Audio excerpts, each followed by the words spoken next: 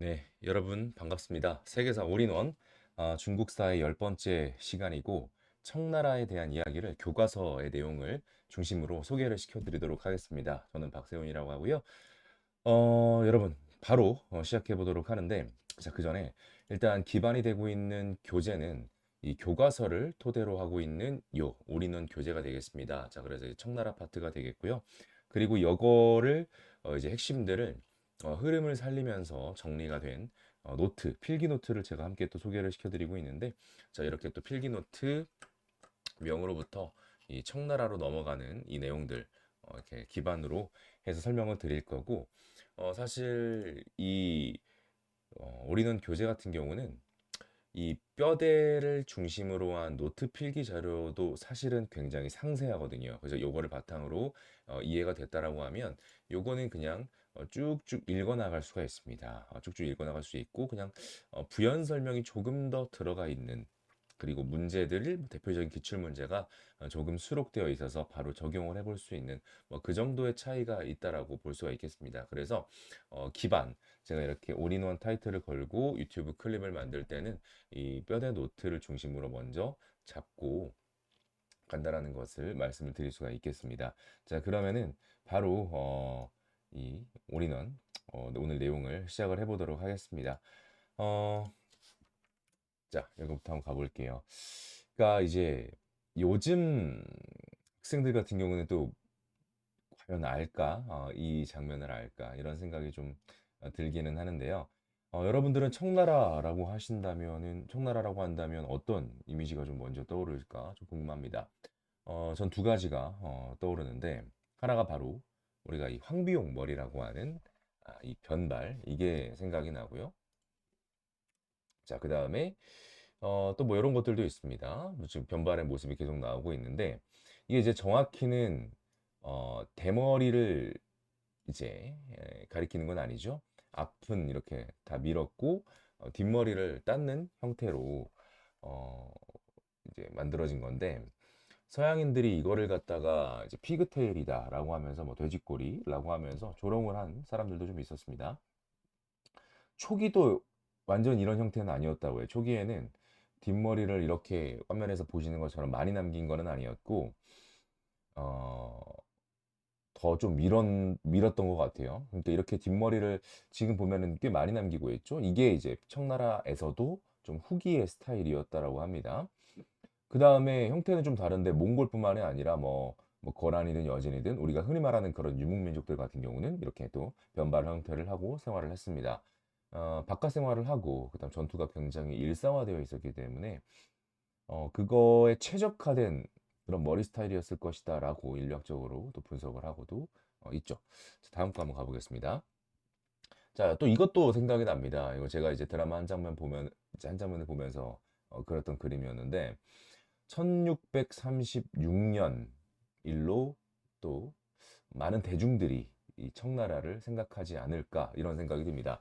1636년 바로 병자년이었고 아마도 일제강점기 이전에는 우리나라가 겪었던 가장 큰 임팩트가 있었던 순환이지 않았을까. 바로 병자호란. 사극이나 드라마로도 굉장히 많이 다뤄진 시기에 그런 내용입니다. 청나라입니다. 어쨌든 20세기에도 존재를 했었던 중국의 최후의 제국이었습니다. 우리나라 사람들에게도 굉장히 친숙했고요. 그리고 만주족 제국이었죠. 본격적으로 청나라 내용을 하나 둘씩 더 소개를 해보도록 하겠습니다. 자, 강역은 요 정도가 되겠고요. 여기 보시면은 굉장히 넓어요. 그리고 청나라가 오늘날의 중국의 그런 영토와 거의 가장 이제 흡사한 형태로 완비가 되었다 이렇게 볼 수 있겠고 오늘날이랑 따지자라고 하면 여기 이제 외몽골 지역 그다음 여기 연해주 지역 이런 지역들은 지금 또 떨어져 나가 있는 부분입니다. 그다음 여기 타이완은 이제 제가 청나라 강희제 시기 이후에 복속이 되었습니다. 이제 그 시점을 기준으로 이렇게 색칠이 된 거고 지금은 또 서로 다른 정부가 들어서 있고 굉장히 지금까지도 첨예하게 그런 갈등이 이어지고 있는 그런 상황이 되겠습니다. 기출 현황을 한번 보도록 할게요. 이 기출을 보게 되면 뭐 옹정제 2018학년도 수능에서 군기철을 키워드로 출제가 됐고 그 다음 해에 네르친스크 조약으로 강희제 그리고 이렇게 좀 문화사에서도 서양 문물과의 교류 이런 부분으로 아담샬이 나왔었고 가장 최신 수능 2024학년도 수능에서 강희제가 출제가 되었습니다. 강희제 하면은 3번의 난 그리고 네르친스크 제가 이제 강의를 할 적에 삼루타라고 해가지고 3번 그 네르친스크에르 그 다음에 타이완 복속 이렇게 해서 많이 나온다고 강조를 해드리고 있는데 그렇게 나왔었습니다. 수능 외에도 보니까 강희제, 걸륭제, 그리고 뭐 지정은제, 팔기제, 걸륭제, 지정은제. 그래서 뭐니 뭐니 해도 이 청나라 같은 경우는 강희제, 옹정제, 걸륭제로 이어져 오는 그 치세, 최대 전성기, 최대 판도의 그 전성기가 역시 출제가 가장 많이 되고 있다는 걸 알 수가 있겠습니다. 이게 청나라 전체는 아니에요. 사실은 청나라 말기 근현대사로 이어지는 부분도 있기 때문에 근현대사까지 따지게 되면 청나라는 뭐 많이 나온다라면은 뭐 크게 잡아 뭐 좀 세 문제까지도 잡을 수 있는 굉장히 비중이 큰 그런 시기라고 볼 수 있겠습니다. 자, 그럼 이제 청나라를 개관해 보도록 하겠습니다. 일단 민족을 보시게 되면 이게 한족이 아니죠. 중국은 어쨌든 한족 중심의 역사 그리고 그 한족 외에 다른 민족이 계속해서 또 이렇게 어, 그 장성 이남으로 내려와서 또 지배를 하는 그런 도전과 응전의 역사가 반복되었다라고 볼 수가 있겠는데 일단 청나라 같은 경우는 만주족이죠. 그래서 소수의 이 만주족 정권이 다수의 한족을 다스리는 중국 전체를 다스린 왕조가 되겠습니다. 자, 그럼 일단 만주족은 뭐라고 봐야 되겠느냐? 우리가 그 이전부터 등장했던 여진족과 동일선상에 놓고 보시면 되겠습니다. 근데 이제 이 시기가 되면서 이제 그들을 만주족이라고 칭하게 된 것이고요. 전반적 흐름을 먼저 한번 보도록 하겠습니다. 일단 보면 처음에는 여기 1616년 후금으로 이제 언급이 되고 있습니다. 자, 근데 연도를 보니까 1616년이에요. 그러면 우리가 지난 시간에 명나라를 했는데 명나라의 멸망이 1644년이었습니다. 그렇죠? 그러면 이 후금이 만들어졌을 때 일정 기간 동안은 명나라와 공존을 하고 있었다라는 것을 알 수가 있겠습니다. 다음 사람도 한번 집어넣어 볼게요. 여기 보면은 후금의 누르아치 그리고 순치제 시기 중원 입성 이건 조금 이따 말씀드리겠지만 순치제가 좀 나이가 어려서 섭정왕이 있었고요. 자, 그 다음에 여기 전성기의 강희제, 옹정제, 걸륭제 기출 도표에서 말씀을 드렸습니다. 자, 그리고 근현대사로 가면서 여기 이렇게 아편 전쟁을 통해서 개항이 이루어지게 되죠. 자, 1616년에 후금으로 건국을 했으나 36년 우리에게 정말 많이 알려져 있는 홍타이지에 의해서 국호가 청나라로 또 이렇게 바뀌게 되었죠. 뭐 요 정도 우리가 이제 청나라 전반적인 이야기를 한번 개관만 그려 보았습니다. 자, 다음으로 넘어가 보도록 할게요. 이제부터 조금 더 디테일하게 한번 들어가 보도록 하겠습니다. 자, 일단 명나라 마지막을 보니까요. 이자성의 난으로 1644년 명나라 망했습니다. 근데 방금 우리가 개관에서 봤던 것처럼 이자성의 난이 일어나기 이전의 만주 지역에서는 이미 임진왜란 이후에 후금이 굉장히 강성해지면서 이게 규합이 되었었고 27년 여기 써 있진 않지만 1627년에 어떻게 됩니까? 정묘호란으로 우리 조선과 이미 전쟁을 치른 바가 있었죠. 그다음 36년 국호를 청으로 바꾸고 병자호란을 또 일으키게도 됐죠. 자, 이 부분 누르하치부터 한번 보도록 하겠습니다. 청태조라고도 우리가 부르게 되는데 만주에서 여진족을 통합을 해가지고 후금을 건국하게 됩니다. 1616년이고요. 자, 이때 이제부터 좀 출제가 되는 키워드라고 볼 수 있겠는데 정복 활동의 기반 출제가 잘 되는 키워드 바로 팔기군이 여기 화면에서 언급이 되고 있습니다. 자, 팔기군이 청나라의 굉장히 중요한 기구가 되거든요. 만주족 사회를 군사적으로 이렇게 재편성을 해가지고 8개의 깃발 아래 편제를 해놓아서 우리가 팔기제라고 합니다. 자, 요거 조금만 더 한번 들어가 볼게요. 일단 팔기병의 모습이고요. 자, 요게 이제 팔기의 모습이 보이고 있습니다. 일단 네 가지의 기본 색깔이 있습니다. 여기 보시는 것처럼 황색, 그리고 백색, 그다음 오른쪽에 남색, 그리고 붉은색 이렇게 있죠. 그래서 이들 색깔에 이제 정자를 붙입니다. 그래서 정황기, 정백기, 정남기, 뭐 이런 정홍기 이런 식으로 이름을 붙이게 돼요. 그리고 거기에다가 이렇게 테두리를 두르게 됩니다. 그러면 한 쌍이 더 만들어지죠. 테두리를 두른 거에다가는 우리가 양자를 쓰게 됩니다. 양자. 그래서 양황기, 양백기, 양남기, 양홍기 이런 식으로 붙이게 되는 거죠. 음, 이렇게요. 그래서 이거를 갖다가 우리가 이제 청나라의 팔기라고 한다라는 것이죠. 그래서 이 8가지 편제를 기본으로 해서 행정, 군사, 뭐 여느 항상 뭐 그 유목민족들이 그랬듯이 이런 부분들이 일치된 조직이 만들어지게 되고 이들이 이제 청나라의 정치나 경제 분야에서 중요한 그런 역할을 하면서 동시에 많은 특권을 가지게 되는 그런 조직이 되겠습니다. 하나 체크해둘 만한 게 뭐가 있냐면 만주족 사회뿐만 아니라 이게 한족들 그리고 그들이 복속시켰던 몽골족들 그들 사회에도 팔기제를 조직해서 팔기군을 운용을 해요. 그래서 기본적인 팔기제 외에도 몽골 팔기 그리고 뭐 한군 팔기 이런 식으로도 부르기도 했어요. 이게 그래서 이제 최근에 우리 세계사의 또 형제 과목이죠. 동아시아사에서 이게 수능 문항에서 굉장히 그 중요한 그 단서가 되는 키워드로 팔기제가 또 출제가 된 적도 있었습니다. 이 누르하치는 어떤 인물이냐? 청나라의 이제 아버지인 것이죠. 그래서 사실 이때 청이란 국호를 쓰지는 않았습니다만 우리가 이제 청태조라고 이렇게 부르고 있는 것이고요. 본격적으로 거병을 해가지고 이제 뜻을 품고 이제 나가는 거죠. 본격적인 이제 정복 활동이 시작이 되는 건데 그때만 해도 이 규모가 수중에 소지하고 있는 갑옷이 뭐 13벌 정도 훨씬 많나 봐요. 일단 기본적으로 이제 보편적인 그런 정복군주라고 한다면. 근데 이제 그 정도밖에 없었단 말은 처음에 시작할 때는 자신이 이제 거느릴 수 있는 그런 휘하 세력이 그렇게는 뭐 이렇게 많지 않았다라는 겁니다. 시작이 굉장히 미약했다는 뜻입니다. 그러나 전성기 때는 동식이 전 세계에서 정말 손에 꼽을 만한 대제국이 만들어지는 그런 제국의 시작이라고 볼 수 있겠습니다. 누르하치였습니다. 후금과 팔기군. 팔기군은 출제가 직접 되는 키워드고요. 자, 아들 홍타이지로 넘어가 보도록 하겠습니다. 그 유명한 청태종입니다. 그 유명한 청태종이죠. 일단 국호를 청으로 변경을 하게 되고 그 다음에 이제 중국 입장에서는 우리 조선이 바로 이 배후가 되는 거죠. 이제 배후를 좀 안정화시켜 놓기 위해서 조선의 군신 관계를 요구하죠. 사실은 1627년에 이미 정묘호란으로 형제관계 체결이 되어 있었고 1636년 이 태종이 국호를 바꾸면서 군신 관계를 요구를 하는데 여러분 뭐 이 시기는 우리나라 뭐 드라마나 영화 뭐 다큐나 뭐 이미 너무 많이 알려진 파트 아니겠습니까? 조선에서는 결국 갑로을박이 일었으나 결국에는 이제 싸우는 쪽으로 기울게 되었고 우리가 어떻게 됩니까? 병자호란을 겪게 되었고 결국 최종적으로는 삼전도의 굴욕을 겪게 되었다라는 거죠. 자, 일단 청태종의 내용이 가장 많이 알려진 건 요 정도고 출제될 수 있는 것도 딱 요 정도에서만 나오는데 제가 이제 그 올인원 교재에서 조금 더 보강을 해놓은 부분도 있기는 해요. 자, 그게 뭐냐면 여기 홍타이지 여기 보면 뭐 8번째 아들 이런 것까지는 시험에서 나올 리는 당연히 없고요. 이런 거 내몽고를 정복했다.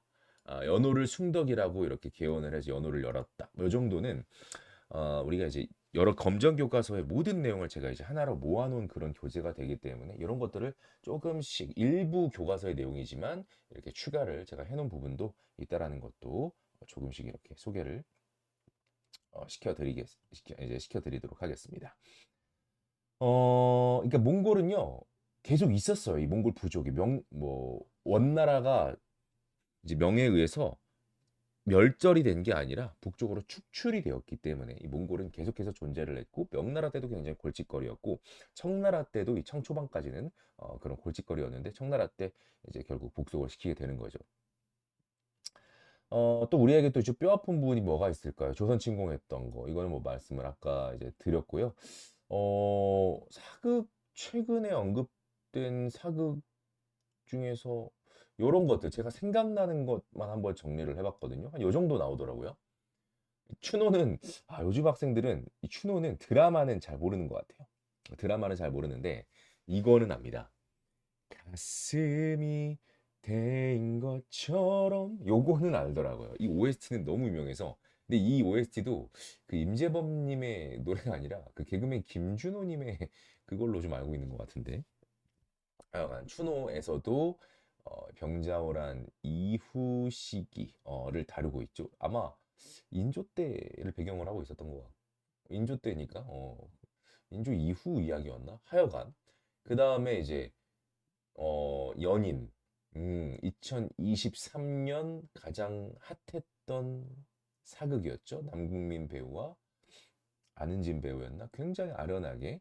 그래서 이제 병자호란을 겪고 수많은 사람들이 이 청나라로 이렇게 끌려가게 되죠. 그때 이제 이 주인공, 이 여배우가 극중 그 여주인공이 끌려가게 되면서 또 거기서 또 벌어졌던 이야기 이런 것들이 나왔고, 조정석 님이 나왔던 세자 이건 제가 잘 모르겠고, 자 영화로는 김은 작가의 그 동명의 소설을 원작으로 하고 있는 이 감독도 유명하신 분이죠.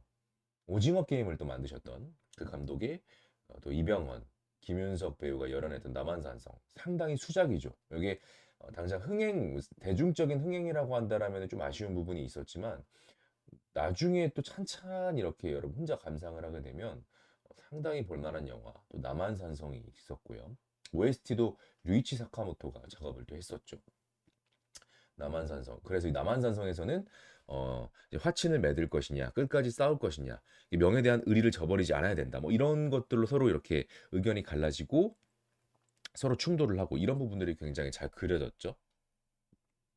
드라마로 이덕화님의 꽃들의 전쟁이 있었고, 그 다음에 이제 박해일님이 주연을 했던 최종 병기활. 이거는 병자호란이 터지는 그 순간을 굉장히 물론 많은 각색이 있었지만 정말 재밌게 묘사를 해서 학생들이 볼 때 가장 사실은 이 중에서는 가장 재밌어하는 그런 작품이기도 하고, 또 제가 임용고시를 볼 때 그 3차 시험이 이제 수업 실현이죠. 그때 이제 지도안을 주면 이제 일종의 미션 시나리오 같은 것을 살짝 일부만 주면서 그거를 이제 하나의 수업 지도안을 만들고 그걸로 실제 수업까지도 해보는 그런 임용고시.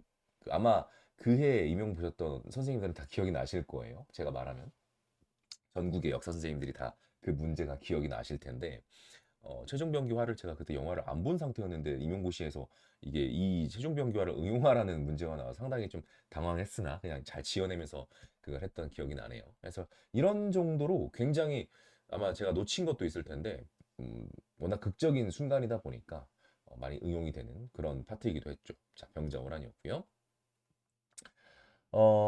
그 다음에 이제 청태종 때 조선을 굴복을 시켜놨고, 그리고 그 이후에 이자성의 난으로 어떻게 됩니까? 명나라가 무너진단 말이죠. 그래서 이 순치제 다음 PT로 준비를 했었는데 이렇게 되죠. 36년에 조선을 이렇게 굴복을 시켰고 순치제로 바뀌게 되는데, 자 베이징으로 들어온다. 그러니까 이제 중국 중원 전체를 다스리게 되는 거죠. 근데 이미 그 이전에 어떻게 됩니까? 시름시름 앓고 있던 명나라가 이자성의 난으로 사실 무주공산이 되었다. 그런 거죠. 그래서 순치제 시기에 이제 이 청군이 들어오면서 이자성군까지도 토벌이 되는 거죠. 이자성의 잔당까지 토벌이 되고 이제 중국 전역을 본격적으로 다스리게 되는데, 이때 이 청군이 수월하게 중원으로 들어올 수 있었던 배경은 이 오삼계라는 명의 장군의 협조가 있었기 때문이라는 거죠. 오삼계와 등등, 오삼계와 아이들. 그래서 그들에게 지방에 대한 그런 일종의 지배권을 인정해 주죠. 이게 3번이 됩니다. 그래서 일단 순치제를 얼굴 한번 더 보여드리도록 하는데, 사실 순치제는 이렇게 순치제가 직접적으로 언급되는 출제 요소는 아닙니다. 제가 이제 수능을 기준으로 말씀을 드려보면요. 하지만 시기상 순치제였기 때문에 언급을 안 할 수는 없는 군주인데, 이때 지금 말하고 있는 이 국면 상황에서는 나이가 어렸기 때문에 여기 왼쪽에 보이는 이 섭정왕, 이 도르곤이라는 사람이 이 섭정왕의 통치 시기를 겪었었죠. 자, 그래서 이 흐름이라는 겁니다. 그래서 명나라 말기 상황을 좀 언급을 좀 해드렸는데, 자, 이 산해관이라는 그 한족의 바운더리를 이렇게 설정 지음과 동시에 방어막이 되는 거죠. 바로 이 만리장성인데, 그 만리장성의 그 한 관문, 아주 유명한 관문, 동쪽 끝 관문, 산해관이라는, 딱 보시면 알겠죠. 이 바닥까지 딱 이렇게 끼고 있는 천의 요새거든요. 이 산해관이. 여기를 통과를 해야 중국 내륙의 핵심으로 들어올 수가 있는데 뚫어내기가 만만치 않았다라고 합니다. 그래서 지금도 이 산해관 현판에 뭐 천하제일문이다 이렇게 현판이 걸려 있기도 한데, 이 도르곤이 섭정을 하고 있던 시기, 이 순치제 시기에 이곳을 통과를 해서 이자성의 난으로 무너져 있는 명의 영토를 접수했다. 이 정도로 이해를 하면 될 것 같고, 그거를 또 수월하게 하도록 도와준 게 여기 있는 이 오삼계 세력이었다라는 거죠. 명나라 세력이 아예 그냥 이제 청나라에 붙었다라는 거죠. 명나라의 이 군사 세력이요. 그러니까 이제 청나라 입장에서는 굉장히 고맙잖아요. 그래서 이 친구들에게 일정한 대우를 해준다라는 거죠. 대가를 준다는 거죠. 그래서 이들을 특정 지역에 대한 인정, 그런 영향력을 인정해 줍니다. 그리고 왕으로 임명을 해준 거죠. 그래서 세 명, 상가희, 뭐 경중명 이런 사람들이 있었어요. 그래서 3번 이렇게 명명하게 되는데 국가 초에는 뭐 청나라를 도와준 세력이기 때문에 응당 어느 정도 대가는 있어야겠지만 여러분들 뭐 어떤 한 국가가 안정기로 접어들 때 이 정근대 사회는 특히 지방 세력이 강하면 반드시 그게 화근이 되거든요. 그렇기 때문에 이들이 나중에 문제가 될 거라는 것을 우리가 대강 좀 어, 예측을 해볼 수가 있습니다. 자, 이거 하나를 좀 잡아두고 계시기 바랍니다. 그러면 여기서 이제 하나 짚고 넘어갈 게 바로 요 표죠. 회유책과 강경책. 일단은 만주족이 다수의 한족, 그리고 그것도 중국 전체를 다스리게 되는 그런 상황이 펼쳐진 겁니다. 그렇죠? 그래서 뭐 모름지기 통치라는 것은 당근과 채찍, 회유책과 강경책을 이렇게 병행을 하면서 이루어질 텐데 뭐 이거 그냥 한번 읽어보시면 될 것 같습니다. 그들의 유교 문화를 존중해주면서 중요 관직에 만주족과 한족을 함께 등용을 했다. 그리고 명나라 때로부터 이어지는 이 기득권층, 지배계층이었던 신사의 특권을 인정해주면서 우리가 신사, 명청 사회 경제가 묶이는 게 바로 이런 요인들 때문입니다. 한족이지만 청나라 시기에도 이 신사들의 특권이 그대로 인정을 받으면서 그들을 통치의 협조자로서 끌어들였던 거죠. 그러면서 사회적인 모습에서 비슷한 모습이 명청이 이어지게 되는 이런 모습이 나타났고요. 자, 그 다음에 학자들을 또 많이 회유를 해야겠죠. 한족 학자들을. 그러면서 대규모 편찬 사업을 열어주면서 학자들이 많이 이렇게 포섭이 될 수가 있었습니다. 자, 하지만 또 가차없는 채찍, 강경책도 있었는데 바로 머리 스타일은 타협이 없다. 변발이 있고요. 그 다음에 사상 탄압, 이제 문자의 옥이라고 해서 뭐 한족 중심의 사상이 드러난다거나 만주족을 비하하는 또는 비판하는 그런 내용이 들어가는 것은 가차없는 탄압을 가했다라는 거죠. 그 다음에 이제 금서지정 같은 것들을 하면서 사상 탄압이 있었다. 뭐 변발의 모습입니다. 이 변발을 어쨌든 한족 입장에서는 굉장히 좀 이렇게 눈물 나는 사건이 아니었을까. 이거 뭐 이제 그 한족들 양치차오 나중에 이제 근현대사 때 나오는 사람인데 이 사람도 이제 이렇게 한족의 모습을 하고 있는 이제 한족이면서도 이렇게 청나라식 변발을 하고 있는 모습을 볼 수 있는데 고등학교 때가 좀 생각이 나요. 2000년대 두발 규제가 진짜 심했죠. 그때 엄청나게 심했을 텐데 그러니까 규제가 심한 만큼 더 남자 학생들이 잘 막 길러보고 싶고 막 이제 그러지 않았겠습니까? 근데 이제 1mm라도 좀 더 길러보려고 막 발악을 하던 이제 그 생각이 나는데 그때 가장 핵심 부위가 여기 그 구렛나루잖아요. 이 구렛나루. 요게 이제 가장 핵심이라고 볼 수 있는데 지금은 뭐 이 구렛나루를 깔끔하게 정리하는 대투블럭의 시대에 우리가 살아가고 있지만 저 고딩 때만 해도 남학생이 구렛나루를 잘린다? 이거는 사망 선고였습니다. 사망 선고였어. 그러니까 이 한족들이 느끼는 그 변발을 하면서 느꼈을 그 굴욕과 거의 다르지 않습니다. 그런 생각이 좀 나요. 그래서 수업하고 있으면 중간에 막 흔히 말하는 그 소위 학생부 선생님들이 들어와서 수업 중간에 그냥 들어와서 뭐 막 이렇게 데리고 가가지고 머리 자르고 막 그런 생각이 나요. 그래서 저도 한 번 걸렸거든요. 그래가지고 진짜 더 기분 나쁜 게 다 밀어주지도 않아. 한쪽만 잘라. 그래서 막 이제 울면서 미용실 가가지고 막 다듬었던 좀 그런 기억이 납니다. 그래서 이제 예나 지금이나 이렇게 자신의 머리 스타일을 타인에 의해서 변경해야 된다는 게 진짜 고통스럽고 좀 분노가 치솟는 일이었을 것 같아요. 어쨌든 이 청나라는 이거에 대해서만큼은 굉장히 좀 철저하게 했던 것 같습니다. 그러니까 우리가 이제 청나라 하면은 이 머리 스타일이 보편적인 딱 그런 생각이 나는 거죠, 상징적으로. 그래서 요거 이제 말씀드렸고, 그 다음에 이제 뭐 반창 사상에 대한 철저한 탄압 이것도 뭐 어렵지 않게 이해를 하실 것 같습니다. 자, 물 한 잔 먹고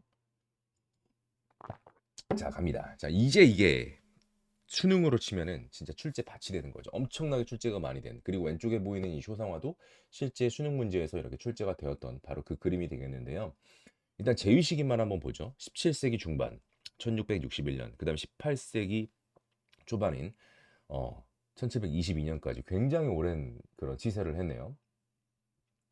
일단 만주족입니다. 그쵸? 그런데 그럼에도 불구하고 이 강희제 같은 경우는 강희대제. 예.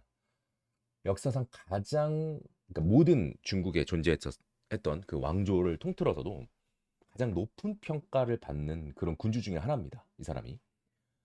근데 이제 완벽하게 이제 순혈 만주족이라고 하기엔 좀 애매한 구석도 있기는 해요. 엄마 쪽으로 가면은 또 이제 한족 피가 또 섞여 있기도 한데 어쨌든 뭐 한족 피도 좀 섞여 있고 그다음에 이제 몽골에 대한 정복 이런 부분들까지 좀 있었기 때문에 진정한 만주족, 몽골족, 한족 그래서 만몽한 이런 표현 좀 쓰거든요. 만몽한 이 융합된 제국으로서 이 청나라 바운더리가 좀 넓어졌다. 그런 핵심 시기에 있었던 군주라고 보시면 되겠습니다. 즉위할 때는 좀 어렸어요. 7살에서 한 8살 정도. 매우 어린 나이에 이 청나라 제국을 다스리는 그런 자리에 올라간 사람이 되겠습니다. 뭐 일도 잘하고 능력도 있고 정복 사업도 잘했고 과학기술, 사냥 모든 것에 능했다고 해요. 그래서 상당히 좀 칭송을 받았던 군주이고요. 또 뭐 공부에 대한 열정 뭐 이것도 뭐 굉장해가지고 너무 책 공부 열심히 하고 책 열심히 읽다가 이렇게 토를 한 적이 있다라고 또 그런 얘기가 있을 정도로 열심히 업무를 또 봤다라고 합니다. 이 뒤에 나오는 군주들도 마찬가지인데 그러면 내용을 한번 정리를 해보겠습니다. 자, 어떤 내용들이 시험적으로도 이렇게 출제가 잘 되는지 제가 흔히 이제 삼루타 이렇게 좀 말을 하는데요. 삼르타 이렇게 해서 3번에 난 진압을 했고 그 다음에 네르친스크 조약 러시아와 국경에 관한 논의를 했고 이제 중국이 외국과 서양 세력과 최초로 좀 근대적인 그런 조약을 맺은 조약이 되겠습니다. 그리고 타이완의 반청 세력 청나라의 반기를 들고 있는 세력을 제압하면서 청나라 영토 안에 이 타이완을 가져오게 되는 그런 순간이 되는 거죠. 일단 3번의 난부터 다시 한번 말씀을 드리면 청나라 초기에 가장 불안한 요소가 뭐겠습니까? 바로 이 반청 세력의 존재거든요. 그러니까 온전히 중국 전체에 이 지배력이 미치지 못하던 시기가 이제 청초였다는 거죠. 그리고 또 지방에 군사력 보유하고 있는 이 오삼계를 비롯한 이 번 왕들이 있지 않습니까? 그래서 강희제가 먼저 그들을 견제를 하면서 곧 폐지까지 가려고 했겠죠. 그래서 먼저 이 3번이 반란을 일으키게 됩니다. 그래서 이것을 우리가 흔히 말하는 3번의 난이라고 하고요. 이것을 진압을 하면서 이제 이 강희제를 필두로 한 이 황제권 강화가 상당히 이제 또 진척을 거두게 되는 그런 상황이라고 볼 수가 있겠습니다. 자, 다음으로는 또 여기 타이완. 타이완은 어떻게 됩니까? 이제 원래 정씨 세력이 근거를 하고 있어요. 정성공이라는 사람으로부터 정치 세력이 계속해서 청나라의 반기를 들고 있었는데 참고로 이제 정성공 같은 경우는 1660년대에 원래 이 타이완에 네덜란드인들이 진출을 해 있었습니다. 그 네덜란드인들을 축출을 하고 이 정씨 세력이 자리를 잡았는데 어, 이 정씨 세력을 이제 일소를 시킨 거죠. 그러면서 어, 드디어 이제 바다 밖으로도 청나라가 상당히 어떻게 된 겁니까? 좀 안정화가 되는 그런 모습을 볼 수 있겠습니다. 자, 그래서 한번 보시면 요거죠. 여기가 이제 타이완 제가 동그라미 쳐드렸는데 원래 이 청나라도 초기부터 천계령이라고 해가지고 바다 밖으로 나가는 것을 금지하는 해금 정책을 펼치고 있었습니다. 자, 그 이유는 원래 전통적으로 중국이 항상 사무역이 아니라 조금과 책봉을 통한 공무역을 중시하기도 했지만 여기 청나라 초기의 불안한 상황 속에서 여기 뭐 남쪽에 이제 청나라의 반기를 들고 있는 세력, 그 다음에 타이완에 있는 반청 세력, 이들이 서로 결탁하면서 또 위협이 되기도 하고요. 근데 그래서 이제 바다 밖으로 가는 걸 더 금지시켰는데 이 타이완까지 이제 정복을 해버린 상황이 됐기 때문에 이 강희제 시기에 타이완 정복 이후에는 천계령이라는 이 해금 정책까지도 풀어버립니다. 그걸 풀어주니까 어떻게 됩니까? 이제 이 청나라 상인들이 신나게 또 바다 밖으로 나가면서 뭐 일본의 나가사키 이런 곳으로 상당히 많이 진출을 하게 되는 그런 또 이제 연쇄 효과가 일어나게 됐죠. 다음으로는 네르친스크 조약입니다. 자, 러시아와 네르친스크 조약을 맺었는데 연도가 1689예요. 영국에서 권리장전 승인을 했던 그런 해이기도 한데 러시아랑 청나라는 어떻습니까? 여러분 항상 국경을 접하고 있죠. 러시아는 항상 이 따뜻한 남쪽으로 진출을 하려고 하는 남하란 말이 나오면 항상 러시아가 결부가 돼 있고요. 결국에는 이 러시아가 남하를 하고자 한다면 청나라와 국경 문제가 발생할 수밖에 없겠죠. 그런 것들에 대해서 논의를 하고 맺은 조약이 바로 이 네르친스크 조약이라고 보시면 되겠습니다. 당시 러시아의 군주도 절대왕정 파트에서 언급이 잘 되는 바로 이제 러시아의 표트르 대제 시기였죠. 근데 이제 당시에는 이것도 이제 교과서 내용은 아닌데요. 그 표트르가 나이가 어렸어요. 지금으로 따지면 뭐 그냥 고딩 정도 되는 어린 나이였습니다. 그래서 표트르도 이제 섭정 하는 사람이 있었죠. 그래서 이제 그 섭정 상태에 있었던 사람 시기에 어쨌든 이렇게 네르친스크 조약을 청나라와 체결을 했다라는 거죠. 다음 또뭐 외몽골, 티벳 이런 쪽으로도 진출을 해서 그들을 복속하는 모습이 나타났던 것. 이게 바로 이 강희제 시기의 내용인데 이제 강희제 시기 내용을 지금 옹정제 넘어가기 전에 제 노트를 기반으로는 요 정도잖아요. 근데 강희제는 제가 올인원 교재도 살짝 한번 좀 보여드리도록 하겠습니다. 자, 워낙 중요한 군주여서 모든 교과서 내용 이제 모은 것을 하나 또 소개를 시켜드리도록 하겠습니다. 3번에 난 타이완 여기까지는 다 말씀을 드렸고 요거 디귿 외몽골과 티베트 복속 그리고 이제 완비가 되는 게 이제 또 걸륭제까지 가면 이제 완벽하게 이제 다 바운더리에 들어온다고 보시면 되겠고요. 요거가 중요합니다. 이 리을 요거를 한번 좀 더 우리가 주의 깊게 한번 읽어보면 국력이 상당히 안정됐죠. 그리고 국가 초기에 불안한 상황도 많이 안정을 시켰습니다. 그래서 이제부터 태어나는 베이비들에게는 뭐 합니까? 인두세를 걷지 않겠다. 이 정세를 그동안에 걷어놓은 걸로 고정을 시킨 겁니다. 어, 그러면 어떻게 됩니까? 이게 옹정제 시기에 이제 지정은제라는 게 이제 확립이 되고 확산이 되는데 그 전초가 이미 강희제 때 나왔다라는 거죠. 인두세를 고정시켜. 이제 지금부터 태어나는 애들 안 걷어도 돼. 이런 말이 나온 거예요. 그래서 이 청나라 때 인구가 뭐 무지무지하게 막 늘어나게 되는데 인구가 그 요인 중에 하나가 바로 요 부분이죠. 인 태어나는 친구들에게 세금을 안 걷기 때문에 인구가 이때 굉장히 많이 늘어나게 됩니다. 요거는 조금 있다가 그 경제 파트에서 한번 더 이렇게 언급이 될 겁니다. 자, 그래서 요거 강의제는